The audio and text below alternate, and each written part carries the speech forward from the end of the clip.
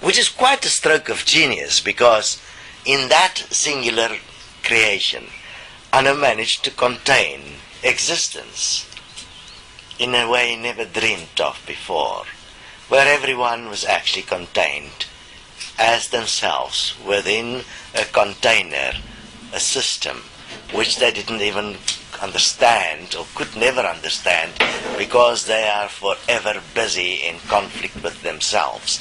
They are the ultimate polarity that creates themselves. And within that, obviously, simply created the splits and polarity, which was the things from sexuality, for instance, because that is one of the ways that the higher forces could be contained as an expression and an experience, was to contain or build a point of desire to experience or express it, which is sex.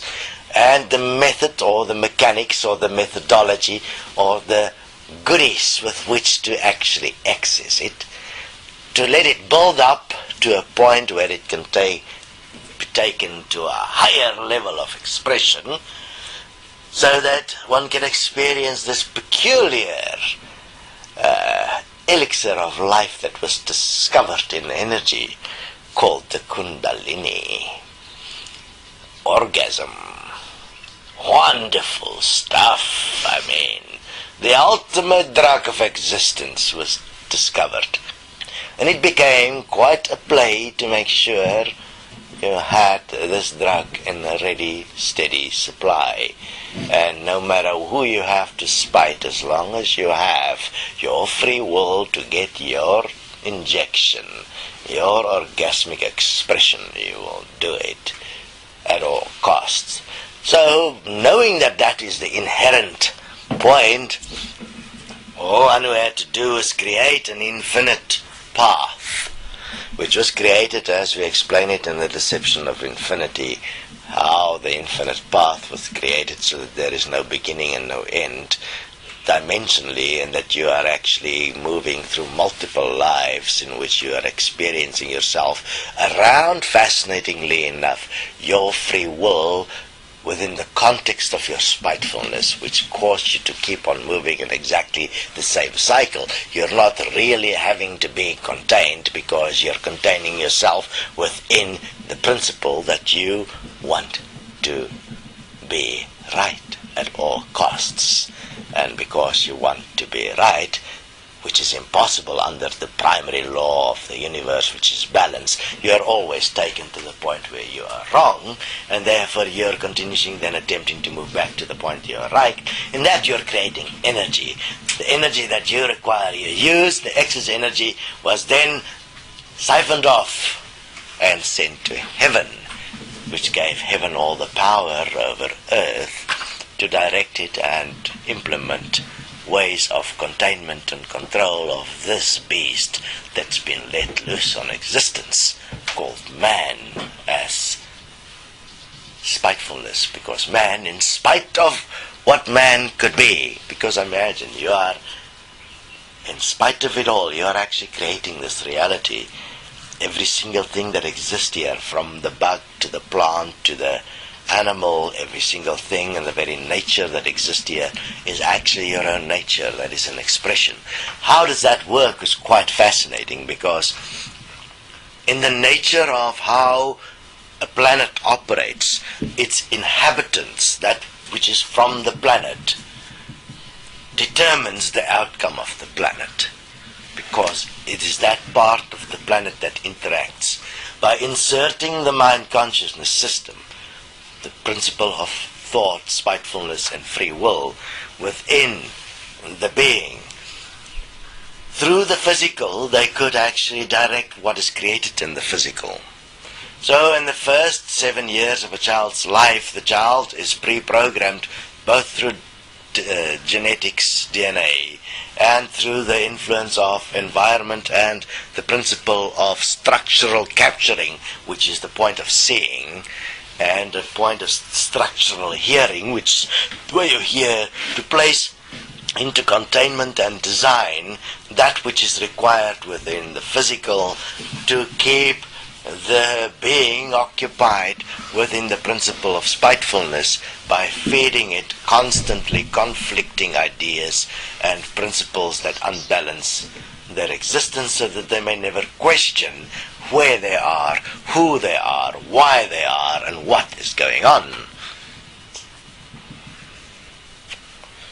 And within that, then, eventually what manifested, obviously, was the very system, which is as you see today, television, machines, motor cars, everything that you find today, the electrical grids, the forces that is here within the laws that is here, have a look. You can't unbalance them in a way. They are balanced within the principle of your own fear. Your own fear, which is inherent, your distrust in each other, and the principle that through spitefulness and power, a fascinating thing has been developed. A control which is based on compound interest, which is based on compounding, which is based on genetics. The genetic lines were placed specifically within a principle of from father to son. Control was built in. And that was done under the principle that there is apparently a God which stands and takes responsibility for our spitefulness. Therefore, eventually, by doing that acts that is prescribed, this God will absorb us from our spitefulness, and that we are acting in the name of this God, and that this God in its very nature is spiteful, as you would read it is written. Which then, for those that follow this God of this reality, they would be the special ones that is protected, that is promised a special experience after death. But in that, obviously, a peculiar problem emerged, that those that followed this particular line of free will, spitefulness, would deliberately destroy the earth, the source of everything that they exist as, because they would see it as unimportant, because what is really important is only after death. Why was that done? It's because the real power was in the physical. How do you make sure that the real power will never be used? You make everyone believe that the real power isn't here, and that it is hereafter.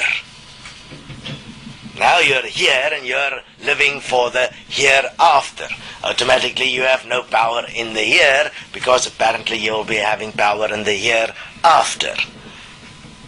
And then what happens is, when you reach the hereafter, that which you are and were, which were programmed, unfortunately, which is your physical body, that was creating the reality as you see it around you, the real power of expression of God, of creation, is no more, and what remains is that spitefulness, the thoughts, that which existed inside you in secret, the part you call you, the part you call your free will, the part you call your choice.